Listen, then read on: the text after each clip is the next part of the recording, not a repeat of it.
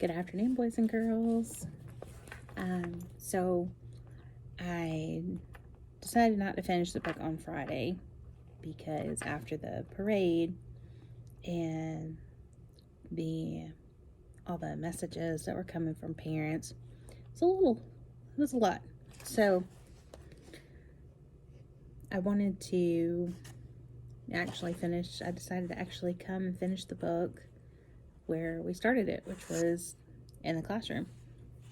Not the same, but I am going to finish Sink or Swim today.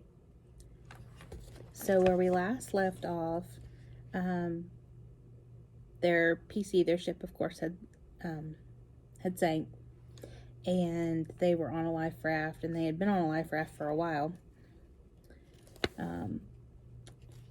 Straub kind of lost his mind a little bit there, and he wasn't following orders. He also had the gun. He was going to shoot the Nazis that were on the life raft.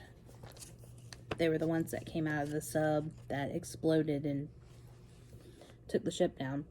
So Straub was kind of overcome with grief and revenge for those that died. But he ended up, he didn't go through with it. And so he's feeling kind of remorseful and apologetic to Colton about what happened. 2 days later, a Navy destroyer spotted us. It was our same convoy returning to America, so we'd managed to keep close enough to the shipping lane after all. They said they hadn't been able to search for us when our ship sank because while we were fighting one U-boat, there were half a dozen other coordinated U-boat attacks all along the flanks of the convoy. All the PCs and corvettes and the destroyer had been busy fighting off the rest of the wolf pack. The battle had gone on for hours, the convoy continuing forward the whole time. The good news was that they had been able to protect most of the cargo ships and deliver them safely to England to support the war effort. The other good news was that they had a surgeon on board the destroyer, and he would be able to operate on my leg. Straub stayed by my side when they carried me down below. "Don't worry, Danny," he said. "I'll be right here with you. I'll make sure they take good care of you and you make it home okay." It was the end of October when we finally made it back to the U.S. They transferred me to a hospital in New York City, which seemed more like a giant warehouse with rows of white beds that stretched out as far as I could see. There weren't any curtains or anything for privacy, but there also weren't very many guys in there. It was pretty lonely. I asked one nurse why there were so many beds for so few people.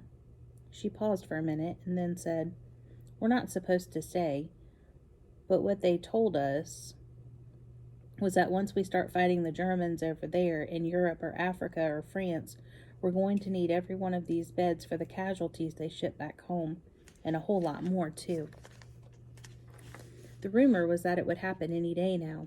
The invasion force finally going over from America to join up with the British and attack the Germans and the Italians somewhere on the other side of the Atlantic.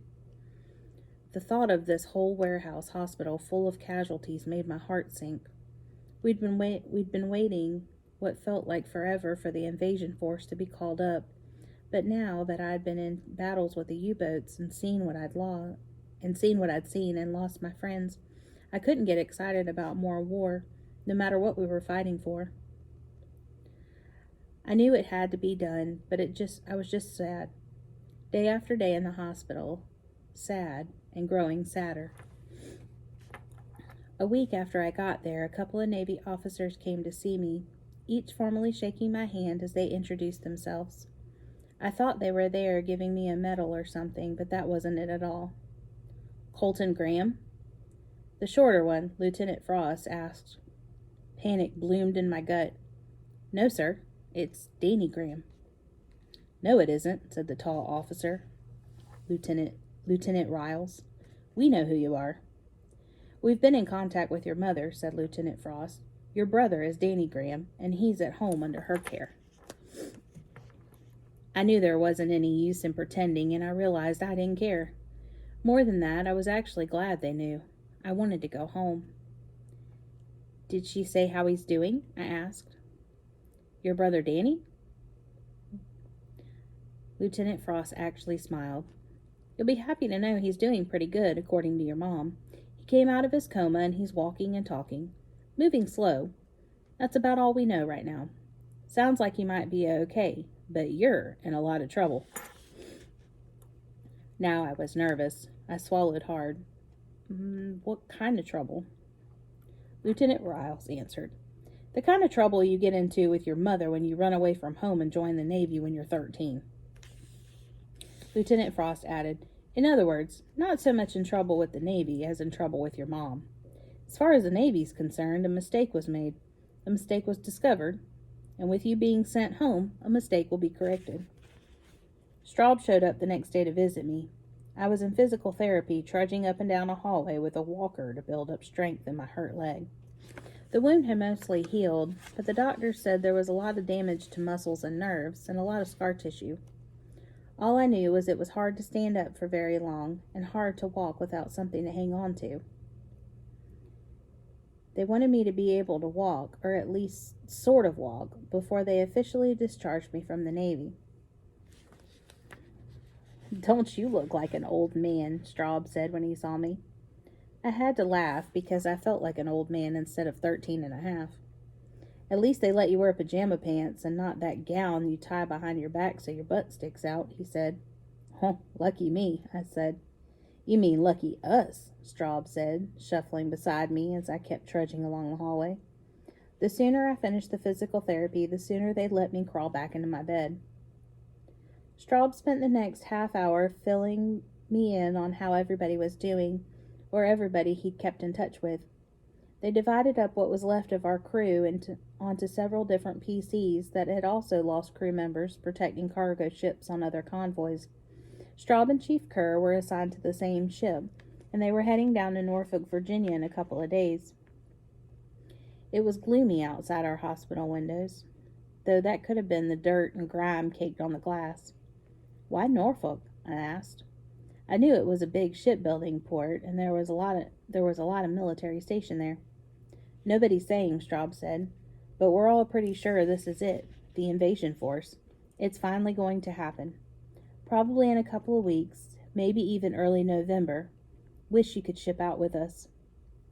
Straub went on for a while, repeating all the rumors he had heard, speculating on what everybody thought the Allies ought to do and when and how bad we were sure to beat the Germans once we were there, whenever there turned out to be.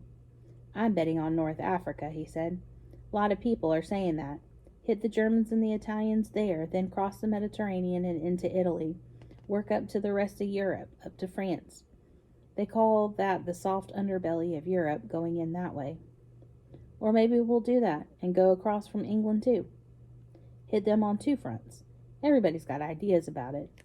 I'm just ready for it to happen. I asked what he thought about the Donald Duck Navy would be doing. Our ships aren't big enough to carry troops or heavy weapons for bombing defenses from offshore. Command vessels, definitely, Straub said. It's the only thing that makes sense. You got all those destroyers and battleships and transport ships and supply ships. You're going to need some smaller ships to run around and coordinate it all. Who do you hear that from? I asked. He grinned. Chief Kerr, he told me that. He also told me to tell you he was going to come by and see you before we shove off, too. He's been busy getting to know the officers and the crew on our new PC, but he said he wanted to check in on you. He paused for a second and then added, he knows, by the way, we all know, about how you're not really 17 in your real name, and about your brother. Some Navy investigators tracked Chief down and asked him a bunch of questions about you, and that's when they told him. I gulped, wondering if Chief would still make me do push-ups or clean desks, even though I wasn't in the Navy anymore. I figured he was furious with me. Straub had to go, but he walked me to my bed from physical therapy first. I was exhausted and could barely drag my legs back under the sheets. Take good care of yourself, Colton, he said. I want you to get all well and out of this place. When we finish up with those Nazis, I'll come back here, and you and me will go to another baseball game in the spring. Or else maybe I'll come visit you at the Outer Banks. I guess they'll be sending you home now that they know everything." "I'd like that," I said, meaning the thought of going home to Ocracoke and the thought of Straub visiting me when the war was all over. After Straub left, I drifted off to sleep, something I was doing a lot of in the hospital, and had worrisome dreams about U-boats and silver torpedoes streaking toward our ship. I was on the lookout platform trying to yell to warn everybody, but no sound came out. I woke up in a sweat, tossing and turning, mumbling, vaguely aware that somebody was sitting next to my bed. Whoever it was put a hand on my arm to calm me, and then put a cool cloth on my forehead. A familiar voice, one I hadn't heard in months, said, "It's okay, Colton. You were just having a bad dream, but you're awake now, and I'm here with you." I took away the cloth and opened my eyes, not believing what I was hearing and now seeing. It was Mama. I might have cried some before, but now I was practically bawling like a baby, as Mama sat there and held me until I guess I cried myself dry of tears. Everything seemed to wash over me, lying there with her holding me. How scared I'd been, and how worried about Danny, how guilty I felt for running away like I did, and for hurting her, and for deserting her when she probably needed me the most. How angry I was at the Germans and their U-boats for killing Woody and Lieutenant Talley, and so many other guys on my crew, and how much all that anger had taken over the whole inside of me. Mama just stayed there and kept holding me while I let it all out. Then she told me, before I could even ask, that Danny was going to be okay, that he was out of his coma, which I already knew, and a lot more. He did have some kind of brain injury, but he was slowly regaining everything they were afraid he might have lost, like the ability to walk on his own and talk and feed himself. "He's such a strong man," Mama said, sounding a lot softer than I'd heard her sound in years, probably since Dad died. "I believe he'll eventually be all the way back to how he was before the accident." She told me the Navy had contacted her when we got to port, and I was transferred to the hospital since she was listed on Danny's enlistment paperwork as next of kin. That was how the truth finally came out. People on Ocracoke took up a collection to buy Mama a bus ticket to come up to New York to see me. She stayed for 3 days but had to go back before I was formally discharged from the hospital and from the Navy. A couple of different officers came by one day, this time to officially chew me out for lying about my age and pretending to be Danny, and putting my fellow sailors in harm's way. The one who said that, a captain, was snarling the whole time he talked to me, but the officer who was with him stayed behind when the captain left. "I read your file," the second officer said. "I don't know what possessed you to enlist, or how you got past everybody, as young as you are, and as young as you look, but your chief petty officer went to great pains to let us know what a top-notch seaman you were, and that it was an honor for them to serve with you on PC 450. He tapped a folder he'd been holding, which I guess contained whatever file the Navy had on me. "It says in here that you voluntarily dove into a stormy ocean to save one of your shipmates. And it says, without your hard work and your diligence, PC 450 might well have sustained a direct hit on more than one occasion from enemy torpedoes." He saluted, and I saluted back from my hospital bed. "Fine job, sailor," he said, and then he did an about-face and marched out of the room. Chief Kerr came in to see me the next day. His face had mostly healed from where it had been burned, but I could still see some scars. He got on me about lying about my age, too, but he couldn't keep a straight face while he was doing it, and finally he just started laughing. "I knew you were underage, but I had no clue that you were just barely a teenager," he said. "You got some serious guts, I can tell you that. Some very serious guts. I'm just glad you didn't spill any of those serious guts out on the deck instead of that little scratch you got there on your leg." "Little scratch!" I exclaimed. "I can barely walk on it, Chief." He put his hand on my shoulder and squeezed. "Take it easy, son. Just messing around with you a little bit." He got kind of serious. "You were a good sailor, no matter your name. I wish I'd had a whole crew of men just like you. Maybe a little older, but just like you, other than that." Thank you, Chief, I said, but I don't think we could have had a better crew. He nodded. You're right about that, son. He got a faraway look in his eyes and then repeated it. You're right about that. A week later, I was on a long bus ride back to North Carolina and then a short ferry ride over to Ocracoke. My career in the Navy as a subchaser was officially over.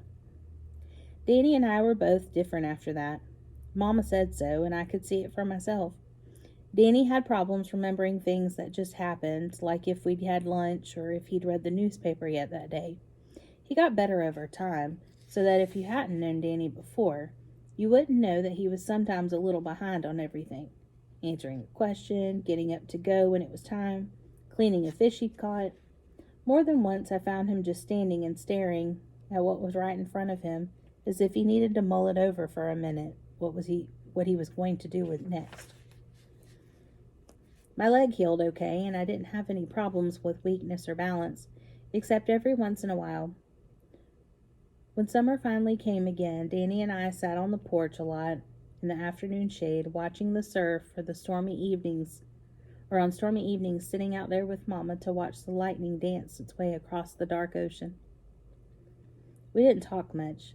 Eventually I told them all about what happened when I left the island, but after that we were mostly silent. Worried about the war, worried about what would come for all of us. Worried what would become of us all. At the same time, thankful we were all alive and safe and together again. I wanted to go to 8th grade, but since I was a whole year behind, they decided I would have to finish up the year in 7th grade. I didn't like that much. All the kids seemed so little and so young. But I probably would have felt that same way if I was with my friends too. I guess you couldn't go off to war and expect to feel the same about things and people when you came back home. Some days after school, Danny and I corralled our beach ponies and rode them all over the island, over the packed dunes, through the gentle surf, back along the edges of the marsh on the sound side. More and more fishing boats were venturing back out to sea. More and more cargo ships passed without escorts or convoys. We had never bothered to name our beach ponies, since they didn't actually belong to us or to anybody. They were just wild and used to being around people and nice enough to let us ride them. I asked Danny what he thought of us giving them names now, though. He considered it for a few minutes.